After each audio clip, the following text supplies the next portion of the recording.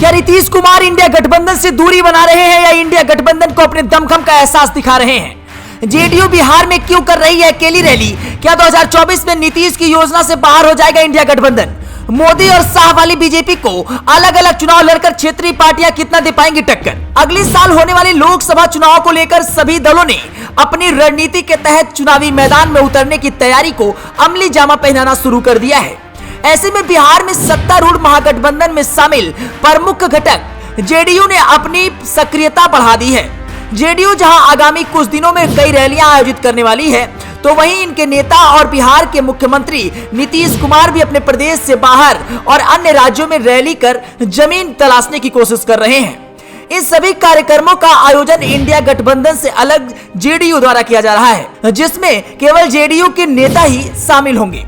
इसमें कोई शक नहीं है कि राष्ट्रीय स्तर पर बीजेपी के विरुद्ध दलों को एकजुट करने और इंडिया गठबंधन में जेडीयू के नेता नीतीश कुमार की बड़ी भूमिका रही है। ऐसे में अब सवाल उठाए जा रहे हैं कि क्या जब इंडिया गठबंधन आकार ले चुका है, तो फिर जेडीयू एकल चलो की रणनीति पर आगे क्यों बढ़ रहा है?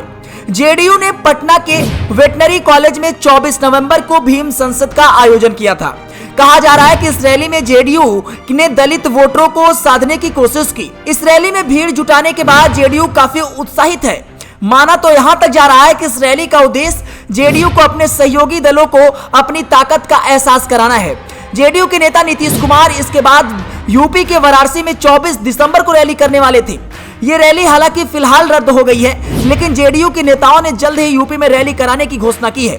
जेडीयू इसके बाद अगले साल 2024 में 21 जनवरी को झारखंड के रामगढ़ में और उसके बाद 24 जनवरी को पटना के वेटनरी ग्राउंड में एक रैली का आयोजन करने वाली है। लेकिन ये तमाम रैलियां इंडिया गठबंधन से अलग हैं। जेडीयू के नेता और प्रवक्ता नीरज कुमार कहते हैं कि जेडीयू गठबंधन में है, लेकिन राजनीतिक दलों को अपना जनाधार बढ़ाने का हक है। जेडीयू भी इसके जनाधार को बढ़ाने में जुटी है।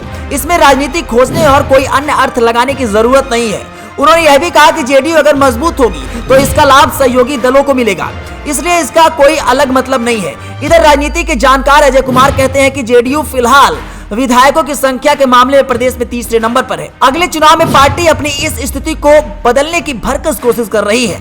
हालांकि वो यह भी जानते हैं कि नीतीश रजत के साथ आने के बाद कई मौकों पर असहज होते रहे हैं। ऐसे में वे जानते हैं कि पार्टी के कद को बढ़ाने में जुटे हैं और जिससे समय आने पर कोई बड़ा निर्णय लिया जा सके। बहरहाल इसमें कोई शक नहीं है कि बिहार की राजनीति में नीतीश कुमार की पहचान माहिर खिलाड़ियों के रूप में रही है। ऐसे में एकला चलो की रणनीति का परिणाम क्या निकलता है, ये तो आने वाला समय बताएगा।